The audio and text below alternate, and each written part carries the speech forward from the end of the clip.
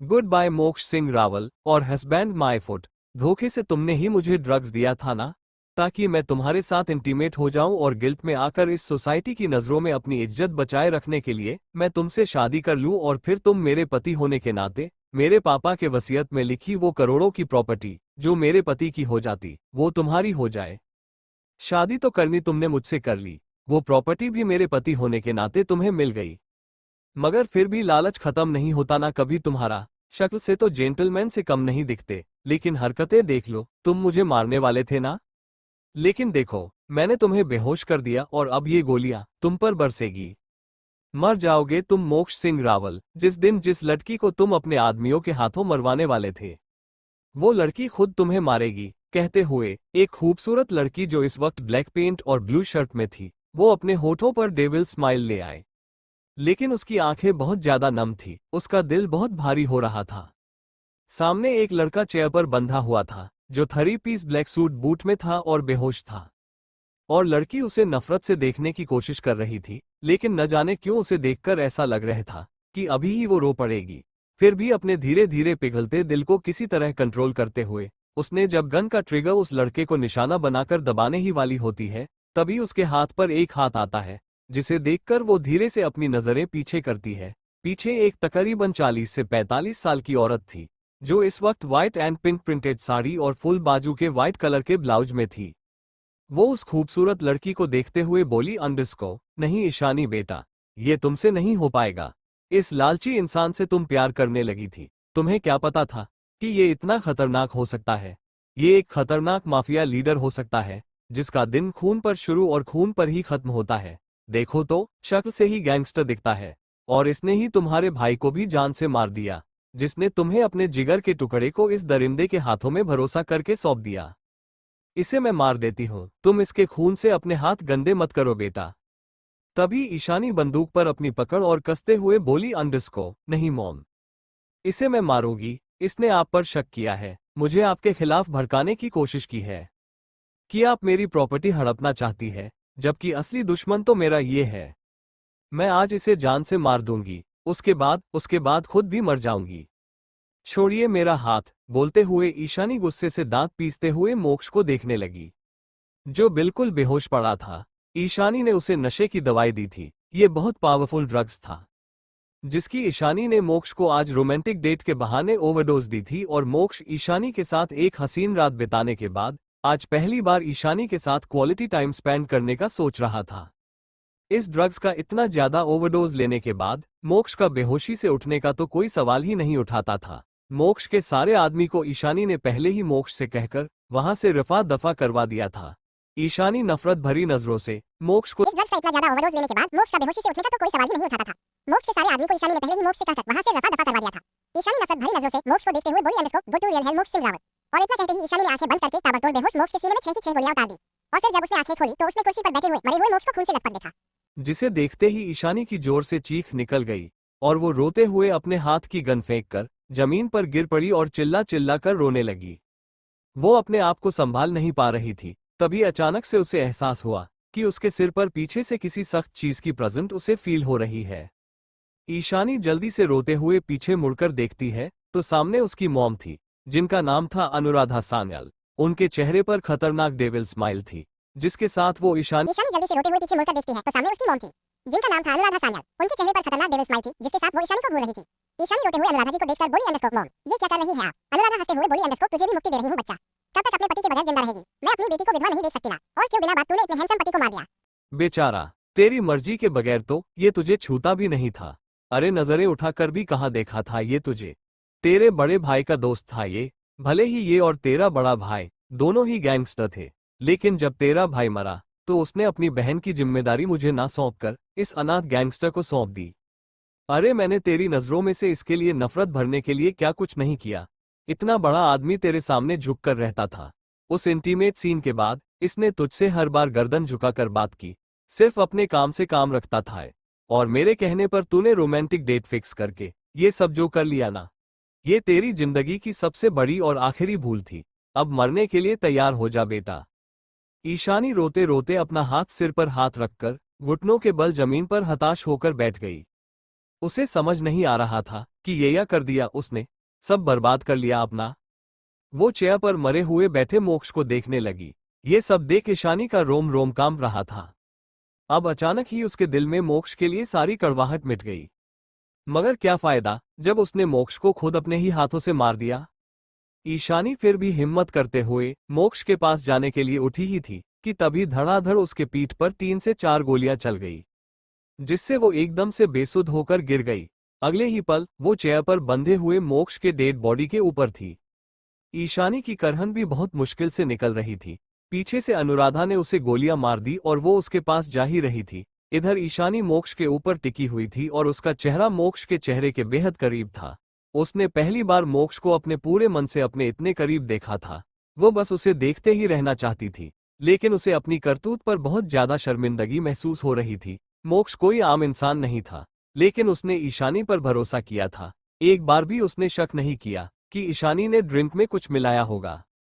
उसने बस उस हैवी डोज का वो ड्रिंक ईशानी के पिलाने पर एक ही घूंट में खत्म कर दिया और अपनी पत्नी ईशानी से उस प्यार की उम्मीद में, जिसके लिए वो इतने वक्त से तड़प रहा था, उसकी उम्मीद कर रहा था। मगर उसे क्या पता था कि अब उसकी मोहब्बत ही उसकी मौत की वजह बन जाएगी।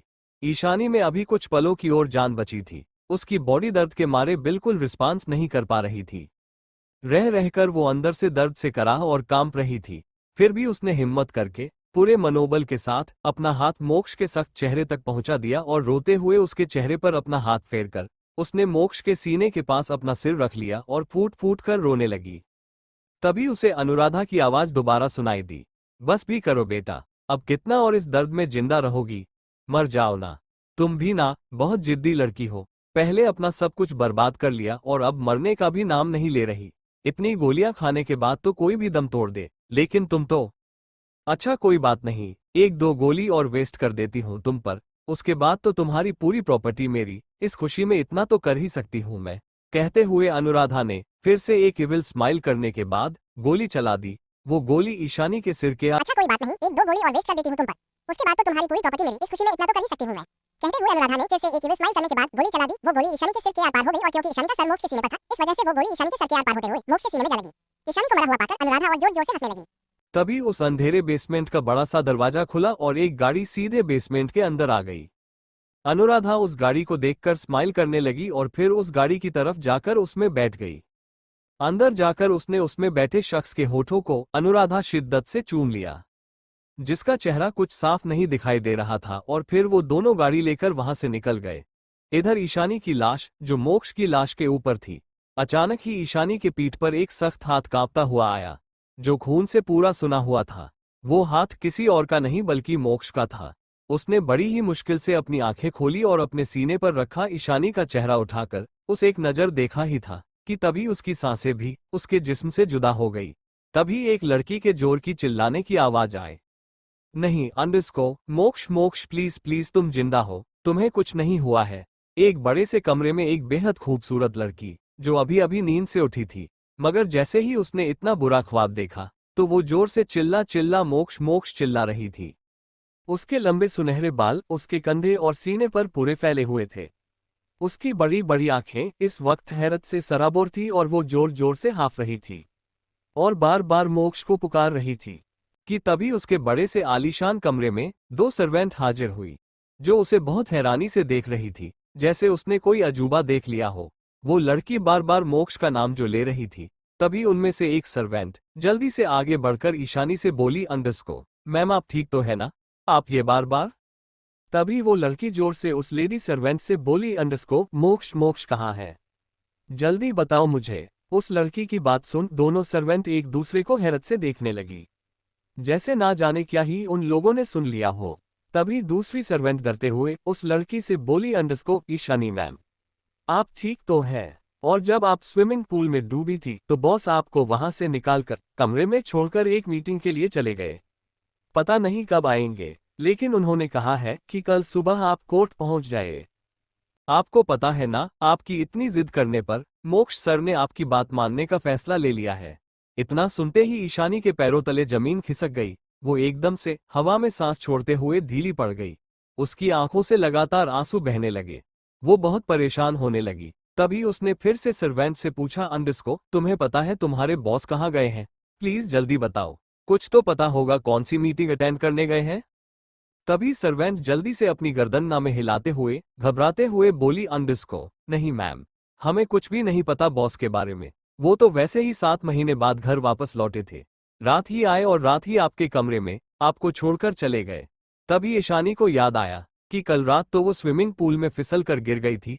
उसे पानी में डूबने का फोबिया था, इसीलिए वो स्विमिंग पूल में गिरने की वजह से बहुत ज्यादा डर गई थी, इतना कि उसकी सांसें ही रुक जाती अगर एक पल भी और उसे स्विमिंग पूल में रहना पड़ता तो।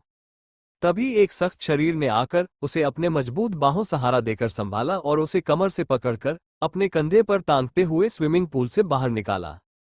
ईशानी तब तक अधमरी सी हो गई थी और स्विमिंग पूल का पानी उसके पेट में भर गया था। उस शख्स ने उसका पेट दबाकर पानी निकाला और लिप टू लिप सीपीआर देते हुए उसे होश में लाने की कोशिश की। मगर ईशानी के होश में आने के कुछ पलों बाद वो दोबारा बेहोश हो गई और अब वो अपने कमरे में थी। इस ईशानी बहुत डरी हुई थी। वो जल्दी से अपने ऊपर से ब्लैंकेट हटाकर खड़ी हुई। तभी उसने अपने कपड़े देखे। उसने पहले कपड़े कुछ और ही पहने हुए थे और अब उसने एक बेबी पिंक कलर का नाइट सूट पहना हुआ था। तभी ईशानी अपने कपड़ों को देखते हुए एक सर्वेंट से पूछने लगी, मेरे कपड़े किसने चेंज किए? तभी उस सर्वेंट ने ईशानी से डरते हुए कहा, अंडरस्को, वो मैम। तभी ईशानी ने जोर से चिल्लाकर उससे पूछा, अंडरस्को, मैंने कहा मेरे कपड़े किसने चेंज किए? सर्वेंट ने जल्दी से कहा, अंडरस्को, वो हमने ही किए थे। फिर उसने दूसरी सर्वेंट की तरफ इशारा करते हुए कहा, अंडरस्को, इसने चेंज किया था। बॉस ने कहा था चेंज करने के लिए, तब से वो आपके कमरे में नहीं आए और यहाँ से चले गए। ईशानी और ज्यादा परेशान हो गई। वो फूट फूट कर रोने लगी। सर्वेंट उसे संभालने के लिए आगे बढ़ती, तभी ईशानी जल्दी से कमरे से बाहर निकल गई। साथ में उसने अपना फोन लिया और किसी को फोन लगाने लगी। आखिर क्या हुआ ये सब? क्यों ढूंढ रही है ईशानी मोक्ष को?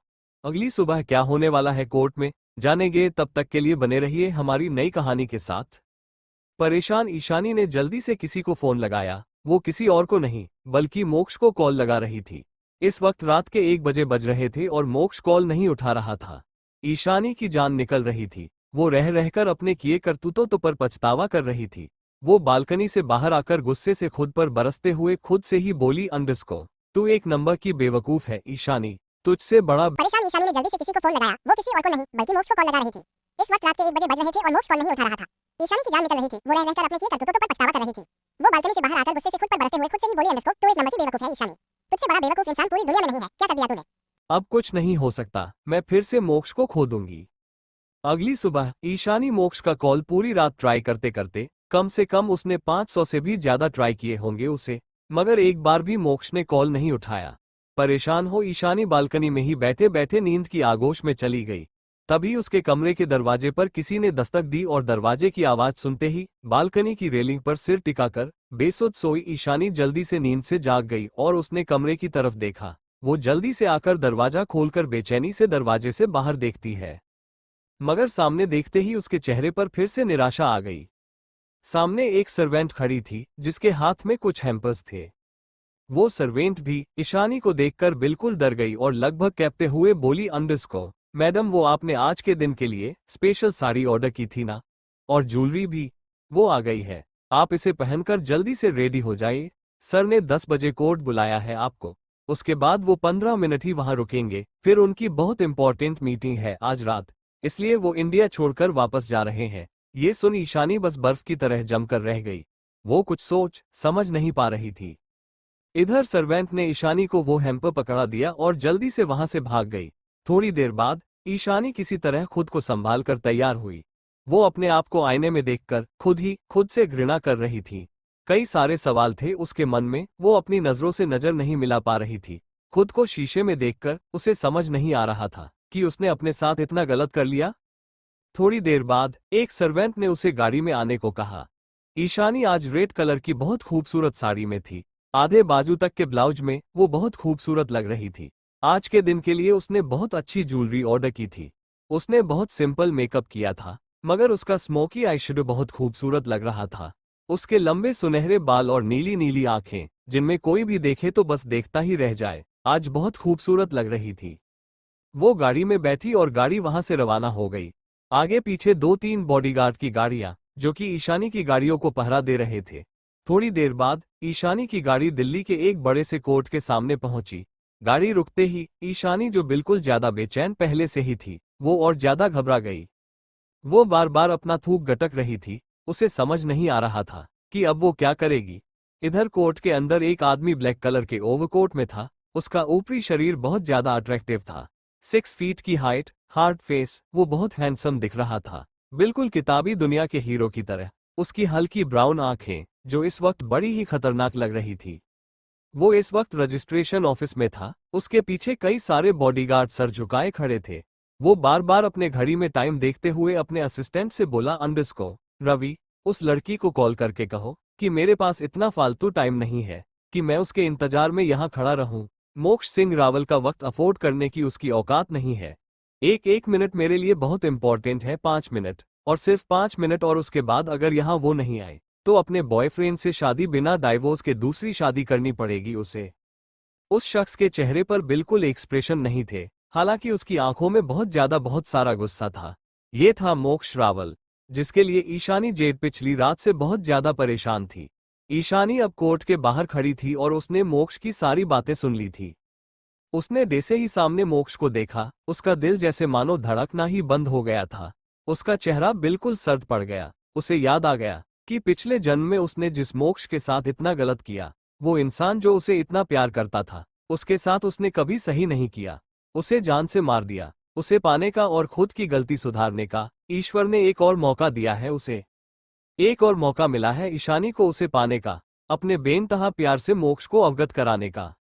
ईशानी मोक्ष को बस एक टक देखते ही जा रही थी। वही मोक्ष के असिस्टेंट रवि की नजर ईशानी पर पड़ी और वो ईशानी को ऊपर से नीचे तक देखते हुए मोक्ष से बोला, अंडरस्को, बॉस मैडम आ गई। यहाँ जितने भी लोग मौजूद थे, सभी ईशानी की तरफ देखने लगे। ईशानी आज बहुत खूबसूरत लग रही थी। वही मोक्ष, जिसने पिछली रात से एक बार भी अपना फोन नहीं खोला था, उसने जैसे ही अपने फोन को अपने पॉकेट से निकाला ही था नोटिफिकेशन चेक करने के लिए, कि तभी उसने भी रवि की बात पर ध्यान देते हुए सामने देखा। अंडरस्को, मोक्ष की नजरें जैसे ही ईशानी पर गई, वहीं ठहर गई। लंबे सुनहरे बाल, लाल साड़ी और हल्के से मेकअप के साथ ईशानी का परफेक्ट सांचे में ढला शरीर। उफ, ईशानी तो नॉर्मल भी बहुत खूबसूरत लगती थी और आज तो वो वैसे ही बहुत अट्रैक्टिव लग रही थी। और क्योंकि आज तो उसने अपने लुक को बहुत अच्छे से क्रिएट किया था, उसे देख तो मोक्ष जैसे सख्त इंसान की भी नीयत से क्यों ना फिसलती, मगर फिर भी मोक्ष ने एक नज़र उसे ऊपर से नीचे तक देखकर अपने मुंह का पानी गटक लिया और फिर जल्दी से हड़बड़ाते हुए उसने दूसरी तरफ नजर करके लॉयर को घूरते हुए कहा, अंडरस्को, पेपर रेडी है ना? जल्दी निकालो, मेरे पास बिल्कुल टाइम नहीं है। तभी लॉयर ने जल्दी से डरते हुए पेपर आगे किया और रवि ने ईशानी की तरफ जाते हुए धीरे से कहा, अंडरस्को, जल्दी करिए मैम, बॉस अब बस को निकलना होगा। ईशानी जो एक टक मोक्ष को ही देख रही थी, रवि की बात सुनकर उसका ध्यान उस पर चला गया। उसने जल्दी से हड़बड़ाते हुए अपने कदम में आगे बढ़ाए। ये था दूसरा जन्म मोक्ष और ईशानी का, जहां ईशानी के भाई के चलते ईशानी को मोक्ष से शादी करनी पड़ी थी। मोक्ष ईशानी का हस्बैंड था। ईशानी ने अपने बड़े भाई के कहने पर शादी तो कर ली, क्योंकि ईशानी के भाई को ऐसा लगता था कि मोक्ष के अलावा ईशानी की जिंदगी में उसके दुश्मनों से उसकी रक्षा कोई नहीं कर सकता। ईशानी ने मोक्ष को कभी अपने आप को हाथ भी नहीं लगाने दिया। वहीं मोक्ष को भी ईशानी पसंद जरूर थी, मगर शादी के 7 महीने बाद भी उसने ईशानी को एक नज़र भर नहीं देखा। मोक्ष कुछ महीनों के लिए अब्रॉड चला गया तो उसे पता चला कि विला में ईशानी तरह तरह के ड्रामे करती है ताकि मोक्ष खुद आकर उसे डिवोर्स दे दे। मोक्ष को ईशानी की बचकानी हरकतों से कोई फर्क तो नहीं पड़ा, लेकिन उसने भी सोच लिया था कि वो ईशानी को इस रिश्ते से आज़ाद कर देगा। वो उससे या किसी को बंधन में अपने साथ किसी को नहीं रख सकता था, क्योंकि उसकी खुद की जान भी हमेशा खतरे में रहा करती थी। और फिर मोक्ष की तो जिम्मेदारी थी हमेशा ईशानी को प्रोटेक्ट करने की। इसीलिए उसने ईशानी को सेफ रखने के लिए अपनी अच्छी खासी आर्मी उसे प्रोवाइड की थी, जो सेक्रेटली उसका पूरा ध्यान रखते थे। शादी को 7 महीने हो गए थे। इस बीच मोक्ष ईशानी से आज तीसरी बार मिल रहा था। पहले शादी के पहले दिन जब ईशानी ने उसे साफ साफ कह दिया था कि वो उसे अपने आप को हाथ भी नहीं लगाने देगी और उसकी शक्ल भी नहीं देखना चाहती, मोक्ष ने उसे एक नज़र भी नहीं देखा और फिर कपड़े चेंज करके बीना से बाहर निकल गया। उसके बाद पिछली रात ही 7 महीने बाद वो ईशानी के ड्रामे के बारे में सुनकर इंडिया वापस आया और विला में पहुंचा तो उसने देखा कि ईशानी स्विमिंग पूल में गिरी हुई है और उसकी बॉडी पानी में तैर रही है। ईशानी को गहरे पानी से फोबिया था, जिसके बारे में मोक्ष को पहले से ही पता था। उसने ईशानी को होश में लाने की कोशिश की थी। कुछ पल ईशानी होश में आई, मगर वो फिर बेहोश हो गई। मोक्ष उसे उसके कमरे में लेटा कर दोबारा विला से निकल गया। उसे पता था कि ईशानी उससे और उसके काम से कितनी नफरत करती है। इसी वजह से मोक्ष ने अपने रहने का दूसरे विला में इंतजाम कर रखा था। वो जब भी इंडिया आता तो ईशानी को खबर भी नहीं लगती और 1-2 दिन अपना काम पूरा करके वो दोबारा चला जाता। इसी तरह शादी के 7 महीने बीते और आज डाइवोर्स वाले दिन ये फाइनली तीसरी बार मिले। मोक्ष के सामने पेपर थे, लेकिन सबसे पहले उसने पेपर्स ईशानी की तरफ बिना उसे देख बढ़ाए और पूरे रौब के साथ सीधा खड़ा होते हुए गहरी सांस के साथ रवि से उसने कहा, रवि टेल हियर इन पेपर्स पर साइन कर दे। ईशानी जो मोक्ष को ही देख रही थी, उसकी आंखें भर आई। उसने किसी तरह खुद को संभाला और धीरे से कांपते हुए उन पेपर्स की तरफ देखा जो उसी के आगे रखे हुए थे। रवि ने ईशानी के पास आकर कहा, मैम प्लीज साइन कर दीजिए, 2 घंटे में हमारी फ्लाइट है। ईशानी को समझ नहीं आ रहा था कि अब वो क्या करे। ये आदमी जो उसके सामने तनकर खड़ा है वो कोई और नहीं बल्कि उसके माफिया भाई का माफिया बेस्ट फ्रेंड है, जिसे किसी की फीलिंग्स की कोई कदर नहीं थी। वो तो अपने वादे से मजबूर था कि उसे ईशानी की रक्षा करनी थी। इसी वजह से उसने अब तक ईशानी का ख्याल रखा और शायद आगे भी रखेगा।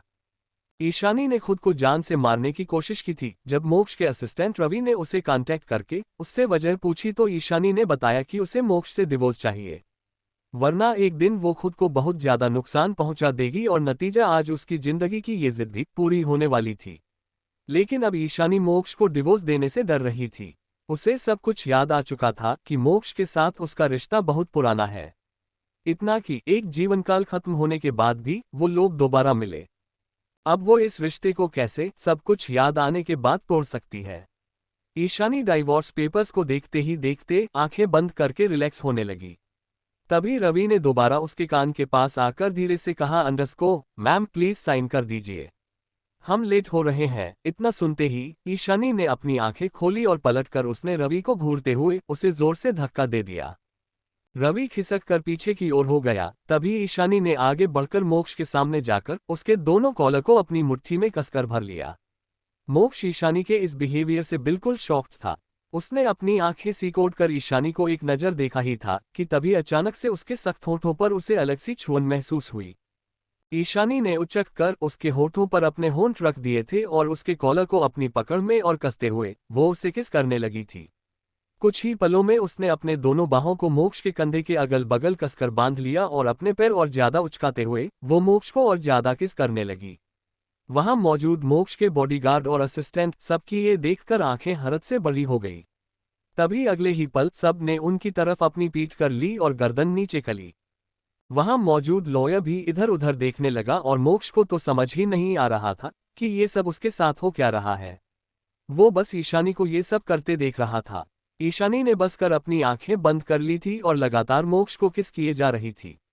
अब तकरीबन 2 मिनट हो गए थे, मगर ईशानी ने मोक्ष के होठों को बिल्कुल नहीं छोड़ा। फिर अब तकरीबन 5 मिनट हो गए थे, मगर ईशानी ने मोक्ष होठों को बिल्कुल नहीं छोड़ा। धीरे धीरे उसकी आंखों के किनारों से आंसू निकलने शुरू हो गए। मोक्ष ने पहली बार ईशानी का चेहरा इतने करीब से देखा था और उसके लबों को अपने लबों पर महसूस किया था। वही ईशानी के आंसू भी देख रहा था। उसे समझ नहीं आ रहा था कि ये सब क्या हो रहा है, लेकिन वो ईशानी को कुछ नहीं कह रहा था। वो बस चुपचाप अपने चेहरे पर सख्त एक्सप्रेशन लिए खड़ा था। तभी अचानक से ईशानी के एड़ियों में थोड़ा थोड़ा दर्द होने लगा, जिसकी वजह से वो अब लड़खड़ाने ही लगी थी, क्योंकि उसने हील पहन रखी थी और पैर भी उचका रखे थे। कि तभी उसके लड़खड़ाने से पहले ही मोक्ष का एक हाथ उसकी कमर पर उसे संभालने के लिए चला गया। जो कैसे गया ये मोक्ष को भी नहीं पता चला। ईशानी उसके सपोर्ट से और ज्यादा उसके होठों पर किस करने लगी, जैसे आज तो उसके होठों को वो खा ही जाएगी। उसने मोक्ष के होठों को किस के साथ बाइट करना शुरू कर दिया, जिससे वो बहुत ज्यादा वाइल्ड लग रही थी। ईशानी के अचानक ऐसी हरकत से मोक्ष और भी शॉक हो गया था। मगर ईशानी के दांतों से काटने पर भी उसे बिल्कुल दर्द महसूस नहीं हो रहा था, शायद ही उसने 1-2 बार अपनी पलकें झपकाई होगी इस बीच। अब तकरीबन 10 मिनट हो गए थे। रवि ने इस बीच कई बार पलट कर देखा तो ईशानी को फिर भी मोक्ष को किस करता ही देख उसने फिर से सबकी तरह उन दोनों की तरफ पीट कर ली। रवि अब खुद में ही बुदबुदाते हुए बोला, अंडरस्को, हे भगवान, ये सब क्या हो रहा है? ईशानी मैम और मोक्ष सर एक साथ ऐसे, वो भी इतने सारे लोगों के बीच। ईशानी मैम को कोई भूत चढ़ गया है क्या? वो तो ऐसी नहीं थी। कहते हुए रवि ने कसकर अपनी आंखें में चली। अब कहीं जाकर ईशानी की पकड़ मोक्ष पर से ढीली होने शुरू हुई, लेकिन फिर भी वो उसे छोड़ने को तैयार नहीं थी। अब उसकी सांसें जवाब दे रही थी, ईशानी को सांस लेने में दिक्कत हो रही थी। तो उसने जल्दी से मोक्ष के होठों को छोड़ दिया और उसे वैसे ही पकड़कर गहरी गहरी सांस लेने लगी। उसकी ऐसी हरकत के बाद उसे लग रहा था जैसे वो अभी चक्कर खाकर गिर पड़ेगी, मगर मोक्ष का हाथ अभी भी उसके कमर पर था, जो उसे संभालने के लिए तैयार था। ईशानी बहुत गहरी गहरी सांस ले रही थी। कुछ पलों बाद वो फिर से एकदम से मोक्ष के सीने से लिपट गई। मोक्ष ने ब्लैक ओवरकोट पहनी हुई थी और शर्ट के ऊपरी 2 बटन खुले हुए थे, जिससे उसके चौड़े सीने का कुछ भाग साफ साफ दिख रहा था। और वही ईशानी ने अपना हाफता हुआ चेहरा रख दिया। उसकी गर्म सांसें मोक्ष के सीने पर बहुत अच्छे तरीके से पड़ रही थी, जिससे मोक्ष के दिल में अजीब सी धक धक होनी शुरू हो गई। उसे समझ नहीं आ रहा था कि उसके साथ ये क्या हुआ है। उसने अपना चेहरा झुकाकर अपने सीने से लगी ईशानी को देखा, लेकिन अब भी वो कुछ नहीं बोला। अंडरस्को, तभी ईशानी ने उसे और कस के पकड़ते हुए एक गहरी सांस लेते हुए धीरे से कहा, अंडरस्को, अब कहीं नहीं जाएंगे आप मोक्ष, मैं आपको कहीं नहीं जाने दूंगी, आप अब चलिए मेरे साथ। ईशानी ने मोक्ष के सीने से दूर होकर जल्दी से अपने आंसू पोंछे और उसका हाथ कसकर पकड़ते हुए उसे अपने साथ खींचते हुए रजिस्ट्रेशन ऑफिस से बाहर ले जाने लगी। तभी रवि जल्दी से ईशानी से पूछने लगा, अंडरस्को मैम, क्या कर रही है आप? सर की फ्लाइट है, आप उन्हें कहाँ लेकर जा रही है? ईशानी उससे कुछ नहीं बोली। तभी रवि ने जल्दी से मोक्ष से कहा, underscore sir, try to understand, क्या कर रहे हैं आप? आज हमारी बहुत इंपॉर्टेंट मीटिंग है। तभी मोक्ष ने एक नज़र रवि को आंख दिखाई, फिर रवि न जाने क्यों बिल्कुल शांत हो गया। वो ईशानी के आगे आगे उसका हाथ पकड़कर खींचते हुए ईशानी को देखने लगा। निशानी उसे पकड़कर अपनी गाड़ी के पास ले आए और पैसेंजर सीट के बगल का दरवाजा खोलते हुए उसने मोक्ष को एक नज़र झुकाकर देखते हुए कहा, अंडरस्को, अंदर बैठिए आप। मोक्ष को समझ नहीं आ रहा था कि ईशानी को आखिर हो क्या गया है, कैसा बिहेव कर रही है वो, लेकिन फिर भी उसने कुछ नहीं कहा और ईशानी के साथ गाड़ी में बैठ गया। ईशानी ने कार ड्राइव की और फुल स्पीड में गाड़ी सड़क पर दौड़ाने लगी। असिस्टेंट रवि और सारे गार्ड्स भी पीछे से ईशानी की गाड़ी को फॉलो करने लगे। इधर मोक्ष बस ड्राइविंग करते हुए ईशानी को ही एकटक अपनी गर्दन हल्की सी टेढ़ी करके देखने लगा। पहले ही उसे ईशानी का बिहेवियर समझ नहीं आ रहा था, लेकिन अब उसके चेहरे पर कोई एक्सप्रेशन नहीं थे कि वो ईशानी के बारे में सोच क्या रहा है। आखिर क्या होगा आगे? क्यों मोक्ष ईशानी की हरकतों को बर्दाश्त कर रहा है और उसके साथ जा रहा है? क्या करेगी आगे ईशानी मोक्ष को अपने पास रखने के लिए? जानेंगे जल्द ही। तक के लिए बने रहिए हमारे साथ, सिर्फ पॉकेट FM पर।